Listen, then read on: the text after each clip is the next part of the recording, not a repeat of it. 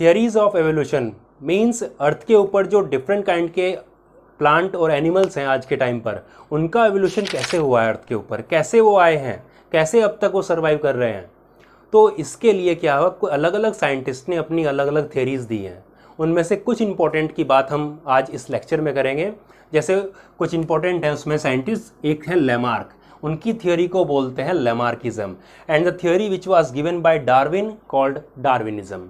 तो ये जो दो थ्योरी हैं इनको हम डिस्कस करेंगे। लेकिन आपके सिलेबस में डार्विनिज्म यानी कि डार्विन की थ्योरी तो है, लेकिन लेमार्क की थ्योरी आपके 10th क्लास के सिलेबस में नहीं है। लेकिन हम फिर भी इसको लेमार्क को बहुत ही शॉर्ट में हल्का सा जरूर डिस्कस करेंगे, क्योंकि इसमें कुछ बेसिक सी चीज़ें हैं जिसको ध्यान रखना बहुत ज़रूरी है और आगे के टॉपिक में बहुत ज़्यादा काम आएगा। तो लेमार्क को हल्का सा डिस्कस करते हैं, उसके बाद डार्विन को पूरा डिटेल में करेंगे। तो लेमार्क की theory means the theory which was given by Lamarck is called Lamarckism. और लेमार्क का जो जन्म हुआ था वो 1844 में हुआ था। अभी लेमार्क को हम क्या करते हैं इसलिए भी जानते हैं क्योंकि लेमार्क और एक और साइंटिस्ट थे ट्रेविरेनस, इन दोनों साइंटिस्ट ने क्या किया था, जो आज हम बायोलॉजी पढ़ते हैं उस बायोलॉजी का जो नाम दिया था, जो टर्म दिया था बायोलॉजी, वो इन दोनों साइंटिस्ट ने दिया था। जो बायोलॉजी टर्म दिया था, जो शब्द दिया था बायोलॉजी, वो इनकी देन है, लेमार्क और ट्रेविरेनस की। ठीक है, अब बात करते हैं कि जो लेमार्क की जो थियरी थी वो किसके ऊपर बेस्ड थी, क्या क्या चीज़ें थी उसके अंदर। तो लेमार्क जो थे उन्होंने अपनी एक बुक पब्लिश की थी जिसका नाम था फिलॉसफी ज़ूलॉजिक। उसके अंदर इन्होंने अपनी जो कुछ रिसर्च जो थियरीज थी उसके अंदर डाला, और उसमें से मेन जो 2 पॉइंट हैं उनको मैं उठा लेता हूँ। पहला था use and disuse of organ, use and disuse of organs. और दूसरा मेन पॉइंट था इस थ्योरी का, लेमार्किज्म का, ये था इनहेरिटेंस ऑफ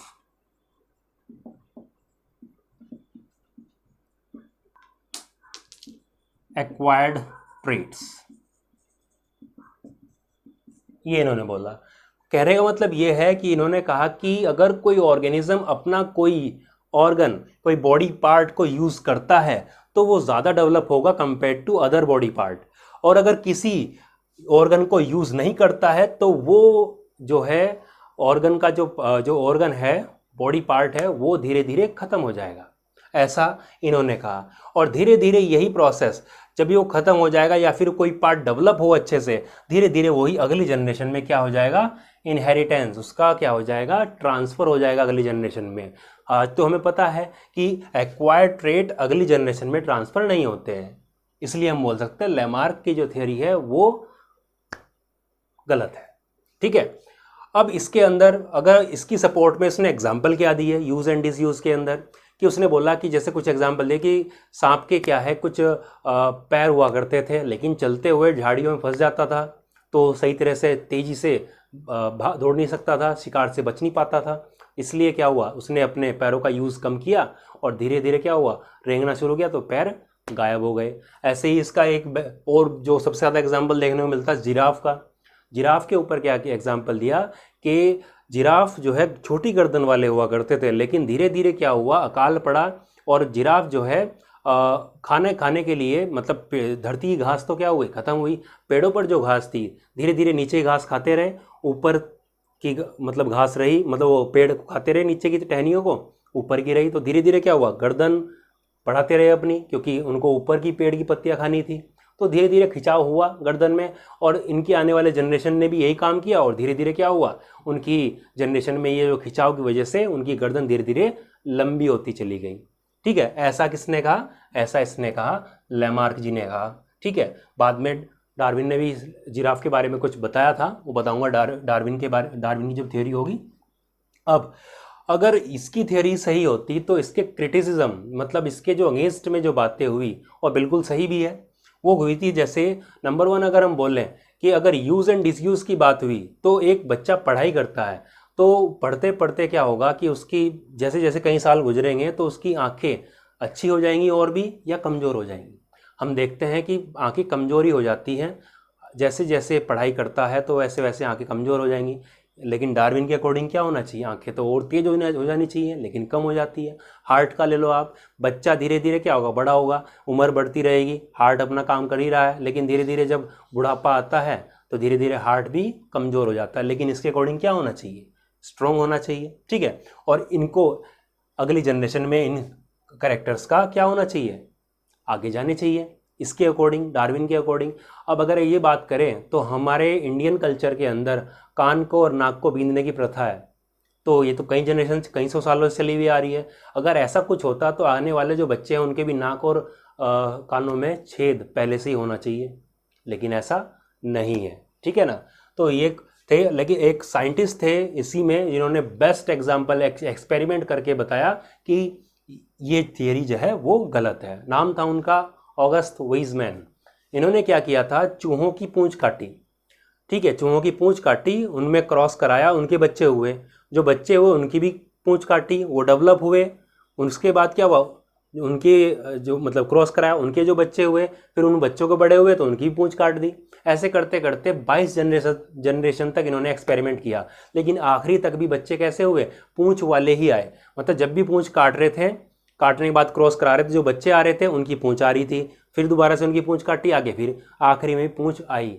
इसका मतलब क्या है कि भाई जो यूज़, पूंछ जब नहीं थी तो उसने उसका यूज़ नहीं किया, तो आगे वो किंग कैसे ट्रांसफ़र हो गई, आगे तो ट्रांसफ़र नहीं होनी चाहिए थी इसके अकॉर्डिंग। लेकिन वो तो क्या भाई, पूंछ उसका यूज़ नहीं किया तो आगे तो पूंछ नहीं आनी चाहिए थी उस टाइम पे, धीरे धीरे कई जनरेशन तक, लेकिन पूंछ पे कोई इफेक्ट नहीं पड़ा। और 22 जनरेशन के बाद भी चूहों की बच्चों की पूंछ एज इट इज़ आती ही रही, ठीक है। तो ये थी लैमार्किज्म, इसलिए लैमार्क की जो थ्योरी है वो हो गई फेल, ठीक।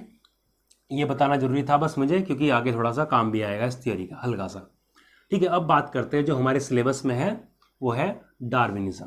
तो डार्विन को बहुत ही बढ़िया तरीके से, एकदम कहानी के तरीके से हम इसको समझते हैं, डार्विनिज्म। तो डार्विन, चार्ल्स रॉबर्ट डार्विन, अपने टाइम के सबसे बड़े नेचुरलिस्ट, ठीक है।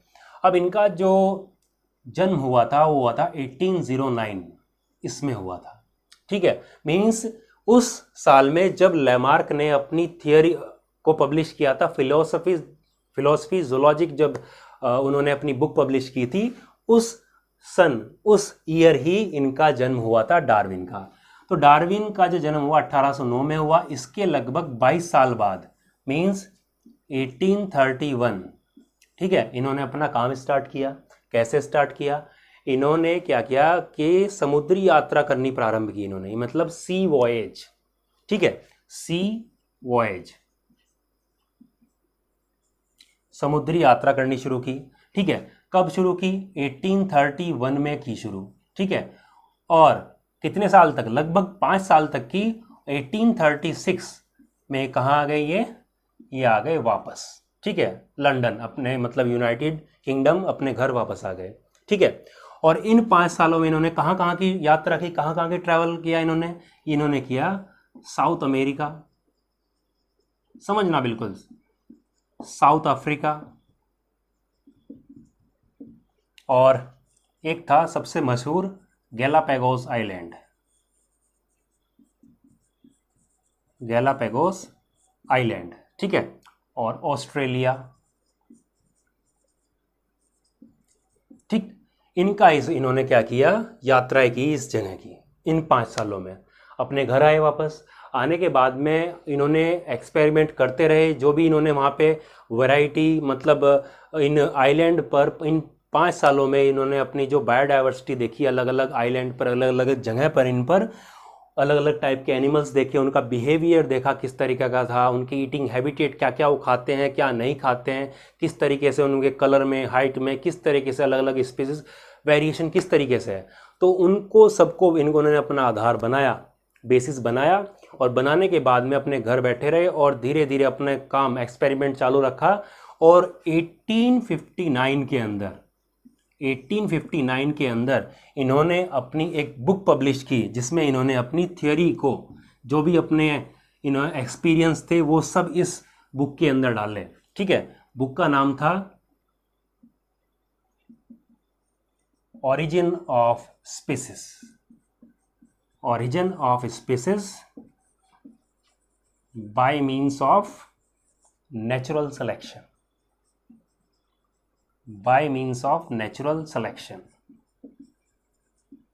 मीन्स ओरिजिन, स्पीसीज का ओरिजिन कैसे हुआ, ठीक है। और इन्होंने इनकी जो मेन थ्योरी थी वो किसके ऊपर बेस्ड थी, वो बेस्ड थी नेचुरल सिलेक्शन के ऊपर। मतलब इनकी थ्योरी को हम बोल सकते हैं कि डार्विन की थ्योरी क्या थी, नेचुरल सिलेक्शन थी। नेचुरल सिलेक्शन की थ्योरी को क्या बोला इन्होंने, अपनी जो थ्योरी थी, मतलब नेचुरल सिलेक्शन की थ्योरी ही थी इनकी, ठीक है, जो इन्होंने अपनी ओरिजिन ऑफ स्पीसीज में डाला, इसी को बोला डार्विनिज्म, ठीक है। तो मेन जो पॉइंट हैं इस थ्योरी के, नेचुरल सिलेक्शन की थ्योरी के, वो हम डिस्कस करते हैं अभी। तो हिस्ट्री तो हमने देख ली इसकी, भाई कैसे था क्या था, ठीक है। अब इन्होंने क्या क्या बातें बताई उसको हम देखते। तो ये है डार्विन की थ्योरी के कुछ जो मेन पॉइंट्स हैं। पहला पॉइंट है ओवर प्रोडक्शन। ओवर प्रोडक्शन का मतलब क्या है कि जितने भी ऑर्गेनिज्म इस अर्थ के ऊपर हैं, चाहे वो प्लांट हो या एनिमल हो, सबके अंदर बहुत ही ज़्यादा क्षमता है, ज़्यादा एबिलिटी है कि बहुत ज़्यादा वो बच्चे, यानी कि अपने आने ऑफ स्प्रिंग बहुत ज़्यादा प्रोड्यूस कर सकते हैं। अगर हम प्लांट की बात करें, किसी भी प्लांट की, तो प्लांट अगर एंजियोस्पर्म की बात करते हैं, कोई फ्रूट होता है, फ्रूट के अंदर इतने शीड भी निकलते हैं। अगर इतने सारे शीड सभी के सभी अगर ग्रो कर जाएं तो कितने प्लांट होंगे आसपास, आते तो सर्वाइव नहीं कर पाते प्लांट, ठीक है ना। ऐसे अगर हम एनिमल्स की बात करें, जैसे एनिमल में क्रोकोडाइल की बात करें, तो क्रोकोडाइल एक बार में कोई सैकड़ों अंडे देता है एक बार में, ठीक है। अगर ये सारे के सारे अंडे सर्वाइव कर जाएं तो आसपास के आपको मगरमच्छ ही मगरमच्छ दिखाई देंगे, ठीक है। जहाँ भी पानी वहाँ मगरमच्छ। तो ऐसा नहीं है, क्यों? क्योंकि धरती पे रहने के लिए उनको क्या करना पड़ता है, स्ट्रगल करना पड़ता है, ठीक है।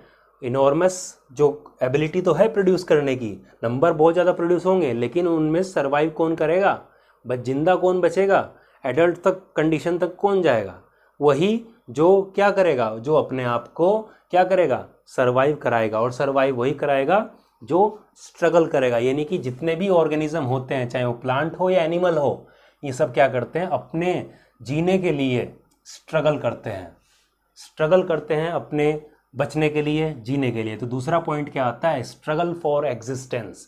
तो जितने भी ऑर्गेनिज्म क्या करते हैं, अपने जीवन को बचाने के लिए, जान बचाने के लिए क्या करते हैं, स्ट्रगल करते हैं, संघर्ष करते हैं।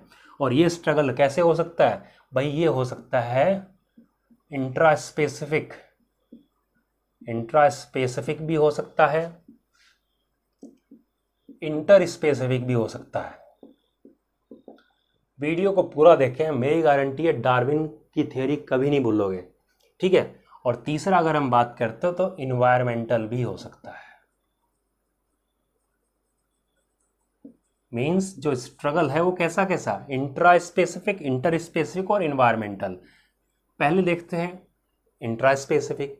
मतलब जब एक ही स्पीसीज के दो मेंबर के बीच में जब कंपटीशन होता है, स्ट्रगल होता है, जैसे अगर हम बात करें जैसे हिरन है, तो हिरन क्या करेंगे, जो पॉपुलेशन है हिरन की, हिरन के अंदर आपस में क्या, फूड के लिए स्ट्रगल हो सकता है, कंपटीशन होगा, मारामारी होगी, रहने के लिए, रहने की जगह जो है, और रिप्रोडक्शन के लिए भी उनके अंदर स्ट्रगल हो सकता है, कंपटीशन हो सकता है। शेर की बात करें, अपने एरिया के लिए लड़ते हैं, रिप्रोडक्शन के लिए लड़ते हैं, फूड के लिए भी लड़ते हैं। तो क्या है, ये क्या है, इंट्रा स्पेसिफिक, यानी कि एक स्पीसीज के कुछ मेंबर के बीच में, ठीक है, between the members of a single species, एक सिंगल स्पीसीज के मेंबर के बीच में जो कंपटीशन होता है उसको बोलते हैं इंट्रा स्पेसिफिक, ठीक है। उससे क्या होगा, कुछ मेंबर तो ऐसे ही मर जाएंगे, बाकी इंटर स्पेसिफिक यानी कि दो अलग अलग स्पीसीज के बीच में, बिटवीन टू डिफरेंट स्पीसीज, दो अलग अलग स्पीसीज के बीच में। जैसे हिरन थे, अपने तो अंदर तो हो ही रहा था उनमें स्ट्रगल, लेकिन बाहर से क्या हुआ, शेर ने भी उनके ऊपर अटैक किया, तो उनको खाएंगे अपने फूड के लिए जो भी कुछ, ठीक है। तो उनकी नंबर क्या होगा, हिरन की नंबर क्या हो गया, अब जो डियर था, डियर का नंबर क्या हुआ, वो धीरे धीरे क्या हो गया, कम हो गया, ठीक है ना। और शेर क्या हुआ भाई, जैसे भी है उसने उसको खा लिया, उसको वहां से, ठीक है। तो दो स्पीसीज के बीच में क्या होता है, इंटर स्पेसिफिक होता है। अब भाई इन दोनों से तो ठीक है, उन्होंने जो भी नंबर को हुआ, कंट्रोल हुआ वहां से, जितना भी जो नंबर थे एनिमल्स के, प्लांट्स के, ठीक है, जो भी थे, तो यहाँ से कंट्रोल हुआ। एक तीसरा, अगर यहाँ से वहाँ से बच गए तो ये भी है, मतलब यहाँ से अगर कोई बच गया तो उसके बाद क्या होगा, इन्वायरमेंटल, भाई उसको क्या अकाल से बचना पड़ेगा, ज़्यादा गर्मी है उससे बचना पड़ेगा, सर्दी से बचना पड़ेगा, बच गया ठीक है, और नहीं बचा तो क्या होगा, वो मर जाएगा। तो उसको एक तो अपने खुद के मेंबर से बचना पड़ेगा, दूसरे जो स्पीसीज के मेंबर हैं प्रीडेटर वगैरह हैं उनसे बचना पड़ेगा, और अपने वातावरण यानी कि इन्वायरमेंटल कंडीशन जो हैं उनसे बचना पड़ेगा। तो 3 तरह कंपटीशन एक ऑर्गेनिज्म को झेलने पड़ते हैं, चाहे वो प्लांट का हो या वो एनिमल का हो। प्लांट में क्या होगा भाई, ओवर क्राउडिंग, पास पास जो पौधे होते हैं सही से उग नहीं पाते हैं सही से, ठीक है। तो ऐसे ही तो यहाँ तक हमने क्या किया, 2 पॉइंट किए। अब कौन झेल सकता है, कौन करेगा, भाई कौन यहाँ से सर्वाइव कर लेगा, जिसने स्ट्रगल कर लिया वो तो सर्वाइव कर गया। अब कौन सर्वाइव करेगा, जिसके अंदर क्या होंगे, जिसके अंदर वेरिएशंस आएंगे। वेरिएशन कैसे, अच्छे वाले, जो वेरिएशन की टॉपिक हमने पढ़ा था पहले, ठीक है। तो वेरिएशन जिसने नहीं देखा होगा आई बटन पे आ रहा होगा, वहाँ से वेरिएशन की वीडियो भी देख सकते हो। तो वेरिएशन कैसे वाले, वो भी बेनिफिशियल वाले, ठीक है। बेनिफिशियल वाले जो वेरिएशन होते हैं, ठीक है। अभी जो बेनिफिशियल वाले जो वेरिएशन है ये होंगे अगर उसके अंदर, ऑर्गेनिज्म के अंदर, तो धीरे धीरे क्या होगा, ये ट्रांसफ़र भी होते हैं, अगली जनरेशन में ट्रांसफ़र होंगे, ठीक है। तो वो अच्छे वाले जो वेरिएशन है वो रहेंगे, जिसकी वजह से क्या होगा, वो फिट होगा सबसे। यानी कि वो कब तक, भाई ये वेरिएशन कब तक होते रहेंगे, जब तक कि कोई ऑर्गेनिज्म क्या होगा, अपने इन्वायरमेंट के अकॉर्डिंग क्या हो, फिट ना हो। तो उसको क्या, फिटेस्ट, मतलब मैं यहाँ लिख देता हूँ कि जब तक वो क्या ना हो, फिट ना हो जाए, तब तक उसके अंदर चेंजेस आते रहेंगे। यानी कि जो उसके अंदर वेरिएशन आते हैं, अगर एक इन्वायरमेंट में कोई ऑर्गेनिज्म, एनिमल रह रहे हैं, तो उनके अंदर कब तक चेंज आएंगे, कब तक वो अपने आप को अडेप्ट करेगा, कब तक अडेप्टिबिलिटी आएगी, जब तक कि वो, उसको हम क्या बोल रहे हैं कि जब तक वो अपने आसपास के इलाके के अकॉर्डिंग फिट ना हो जाए। और जो फिट होगा वो क्या करेगा, सर्वाइव करेगा, ठीक है। तो अगला पॉइंट जो आता है अपना, वो आता है सर्वाइवल ऑफ द फिटेस्ट, यानी कि जो सबसे फिट होगा।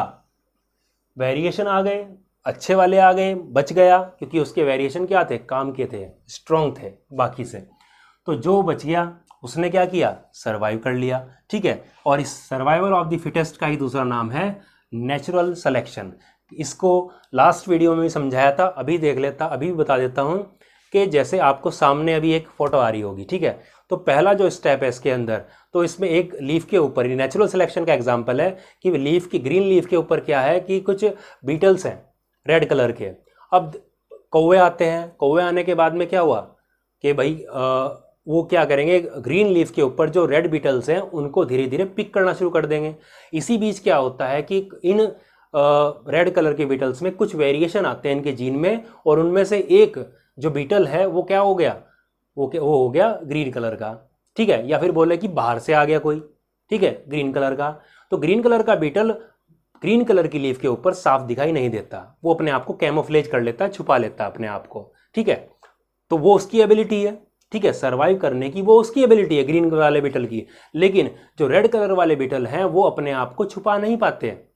अब ग्रीन कलर की लीफ के ऊपर उनके वो रेड कलर है वो आराम से दिखाई देगा, तो कौवा उनको आराम से पिक करेगा, खाता रहेगा। धीरे धीरे क्या होगा, धीरे धीरे इनकी पॉपुलेशन कम होती चली जाएगी रेड कलर के बीटल्स की, और आखिरी में क्या होगा कि ग्रीन कलर के बीटल्स रह जाएंगे। क्यों, क्योंकि उन्होंने कंडीशन के अकॉर्डिंग, अपने इन्वायरमेंटल कंडीशन के अकॉर्डिंग उन्होंने अपने आप को छिपाया।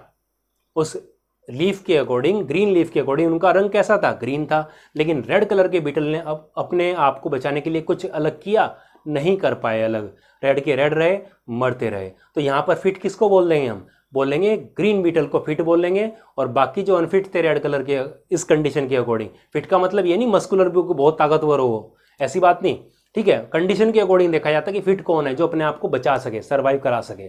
तो यहाँ पर ग्रीन कलर के बीटल ने अपने आप को सर्वाइव कराया, इसलिए ग्रीन कलर के बीटल के में क्यों, उसके अंदर वेरिएशंस आए थे, तो उन्होंने सर्वाइव कराया अपने आप को और फिट रहे, अगली जनरेशन में ट्रांसफर होते गए, और आखिरी में कैसी पॉपुलेशन बची, ग्रीन कलर की पॉपुलेशन बची। तो ये कुछ पॉइंट थे किसके, डार्विनिज्म के, डार्विनिज्म के ये कुछ पॉइंट थे, थ्योरी ऑफ डार्विन, ठीक है।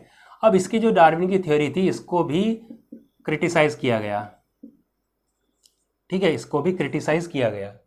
इसकी में क्या बोला गया कि भाई आपने बताया कि सर्वाइवल ऑफ द फिटेस्ट, ठीक है, लेकिन ये अच्छे से एक्सप्लेन नहीं कर पाए, कौन, डार्विन, की सर्वाइवल ऑफ द फिटेस्ट तो बताया, लेकिन अराइवल ऑफ द फिटेस्ट नहीं बताया कि वो फिट जो आया वो कैसे आया। ठीक है, वो कैसे आया, बाहर से आया, म्यूटेशन हुआ, क्या हुआ, वो नहीं बता पाए। ठीक है, इनका एक ड्रॉबैक था।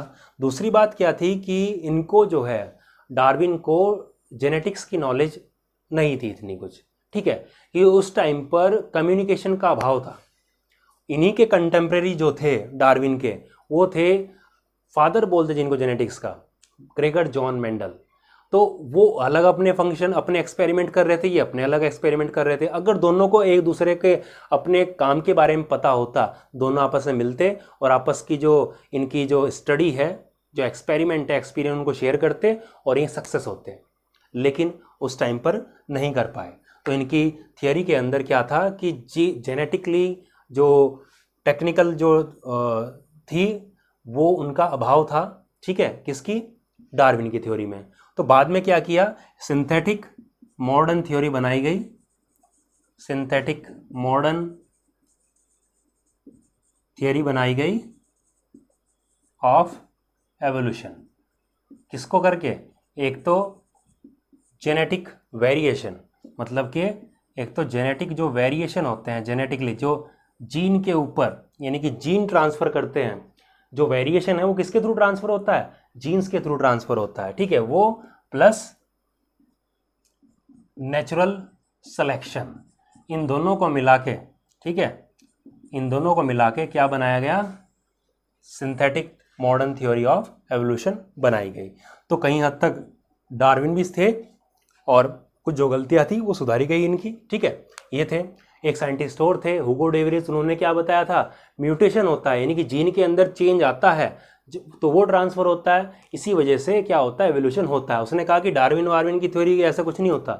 क्या होता है, म्यूटेशन होता है, म्यूटेशन से क्या होगा कि अगली जो जनरेशन में वेरिएशन आते हैं, उसी वजह से नई स्पीसीज बन जाती है, एवोल्यूशन हो जाता है। उनकी थ्योरी भी गलत नहीं थी, डार्विन की भी थ्योरी नहीं थी, दोनों को मिला क्या बनाया गया, मॉडर्न थ्योरी बनाई गई एवोल्यूशन की। ठीक है, तो ये था यहाँ तक। बाकी अगर हम बात करें कि जैसे उसका आंसर दे देता हूँ कि उसने बताया था जो लेमार्क ने कि लंबी होती चली गई गर्दन, तो डार्विन ने ये बताया था कि एक्चुअली में क्या हुआ कि सर्वाइवल ऑफ द फिटेस्ट का उन्होंने ये बताया कि एक पॉपुलेशन के अंदर जिराफ की कुछ लंबी गर्दन वाले जिराफ थे, कुछ छोटी गर्दन वाले जिराफ थे। तो जैसे जैसे अकाल पड़ा तो नीचे की जो वेजिटेशन घास खत्म हुई तो पेड़ों की पत्तियां खाने लगे। तो जो लंबी गर्दन वाले जिराफ थे वो तो पेड़ों की पत्तियां खा ली उन्होंने आराम से, लेकिन जो छोटे जिराफ थे गर्दन वाले हाइट के, वो ऊपर की पत्तियों को नहीं खा पाए। तो धीरे धीरे उनकी खत्म होती चले, डेथ होती चली गई और नंबर में इंक्रीज कौन होता चला गया, जो लंबी गर्दन वाले जिराफ थे। सेम एग्जाम्पल आप कंपेयर कर सकते हो बीटल वाले से। ठीक है, पहला केस था वो था नेचुरल सिलेक्शन, दूसरा जेनेटिक ड्रिफ्ट, उससे भी एवोल्यूशन हो रहा था, लास्ट वीडियो हमने डिस्कस किया ही था उसको। तो यहाँ पर खत्म होती है आपकी थ्योरीज ऑफ एवोल्यूशन, जो मेन जो हमने बात की आपके सिलेबस के अकॉर्डिंग। ठीक है।